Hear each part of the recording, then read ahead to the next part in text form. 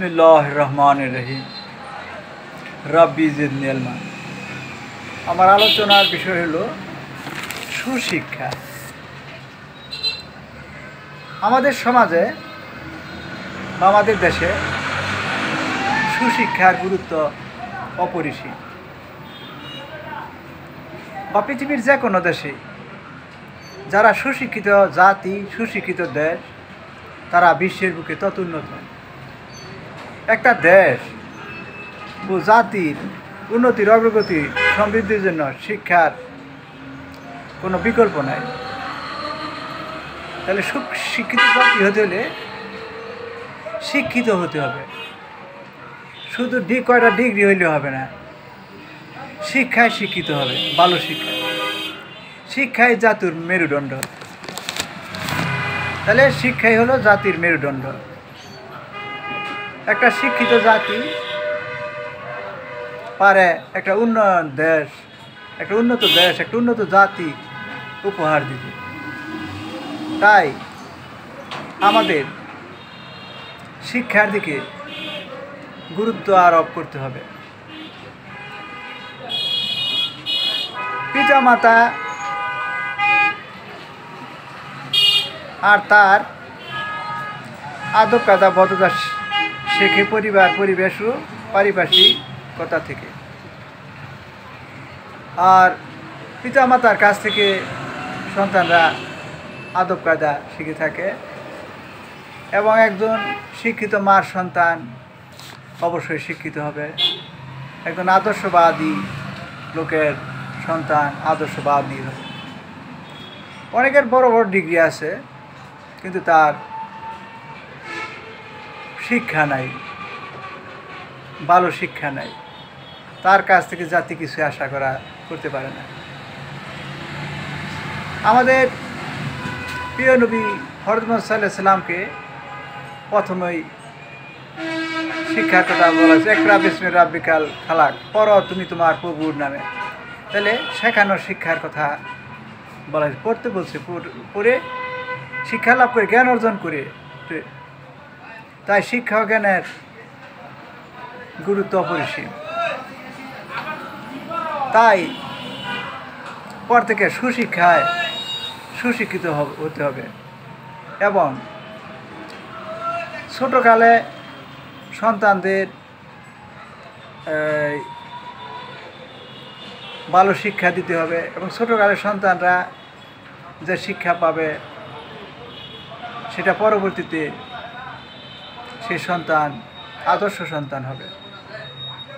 এদিকে দেখা যায় বিশেষ করে মাদ্রাসার ছেলেমেয়েরা কখনো তাদের পিতামাতাদের সাথে খারাপ আচরণ করে না, কারণ তাদের ছোটোকালে কায়দা শিক্ষা দেয়, কায়দা। কিন্তু অধিকাংশ দেখা যায় স্কুল কলেজ পড়ুয়া ছেলেরা পিতামাতাকে বৃদ্ধাশ্রমে দিয়ে থাকে। তাই প্রধান ছেলেমেয়েদেরকে সুশিক্ষা দিতে হবে, ইসলামী শিক্ষা দিতে হবে, ধর্মীয় শিক্ষা দিতে হবে, যাতে তারা বড় হয়ে পিতামাতা এবং দেশ ও জাতির উন্নয়ন সাধন করতে পারে। বিশ্বের এমন মহান ব্যক্তির মধ্যে যাদের নাম উল্লেখ না করলে নয়, যেমন হযরত মুহাম্মদ সাল্লাল্লাহু আলাইহি সাল্লাম হইল সর্বশ্রেষ্ঠ মানব। তিনি যে শিক্ষা দিয়ে গেছেন মানব জাতিকে, সেই শিক্ষা হলো সর্বশ্রেষ্ঠ শিক্ষা। এবং হযরত মুহাম্মদ সাল্লাল্লাহু আলাইহি সাল্লাম ছিল মানব জাতির যে সবচেয়ে জ্ঞানী। সব ক্ষেত্রে হযরত মুহাম্মদ সাল্লাল্লাহু আলাইহি সাল্লাম সর্বশ্রেষ্ঠ। আমাদের বিশ্বে নেলসন ম্যান্ডেলা, মহাত্মা গান্ধীর সুশিক্ষায় শিক্ষিত হলে তার মধ্যে আত্মসচেতনতা বোধ জন্ম নেয়। এর জন্য সুশিক্ষা, আত্মসচেতনতার গুরুত্ব অপরিসীম এবং জাতি সচেতনতার একমাত্র অস্ত্র।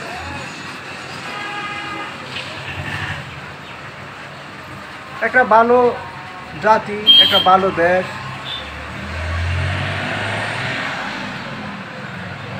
একমাত্র উপহার দেবে একটা শিক্ষিত জাতি।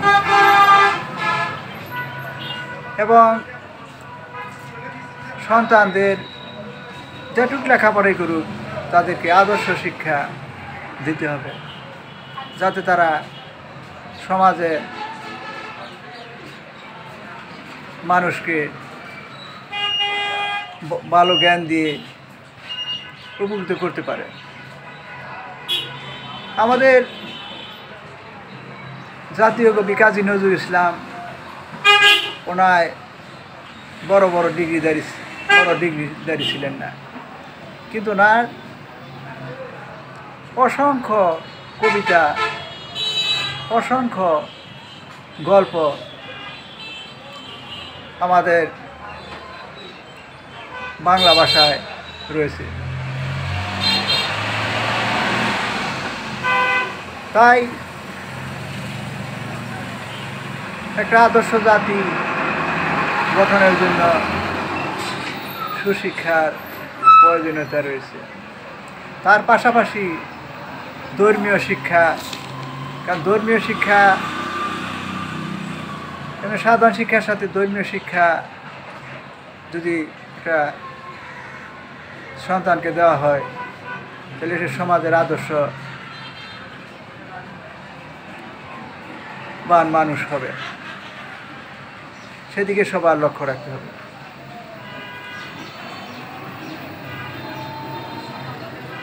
আমাদের সমাজে মানুষকে সচেতনতা, যেমন আমাদের সমাজ দেখা যায় ধূমপান, জর্দাপান এগুলি করে, কিন্তু কোনো জ্ঞানী লোক, কোনো শিক্ষিত লোক ওই খাবেও না, ওই সংস্পর্শ যাবে না।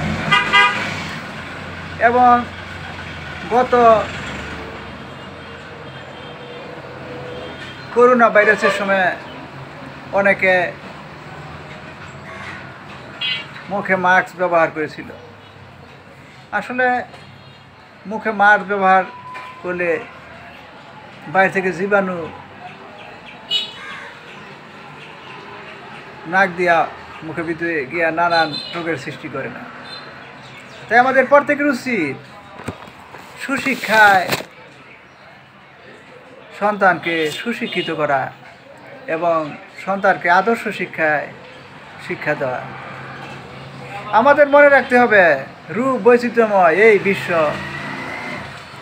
বন বনানী, সবুজ সজীবতা, শান্ত প্রকৃতি, নির্মল সুন্দর পরিবেশ, সব কিছুই যে স্বাভাবিকভাবে চলছে, এসব মহান আল্লাহরই দান। প্রকৃতি কখনো ভয়ঙ্কর হয়ে থাকে, তাই আমাদের প্রত্যেকের উচিত সন্তানদেরকে সুশিক্ষিত করা। এবারে আমার আলোচনা শেষ করছি। আসসালামু আলাইকুম রহমতুল্লাহ।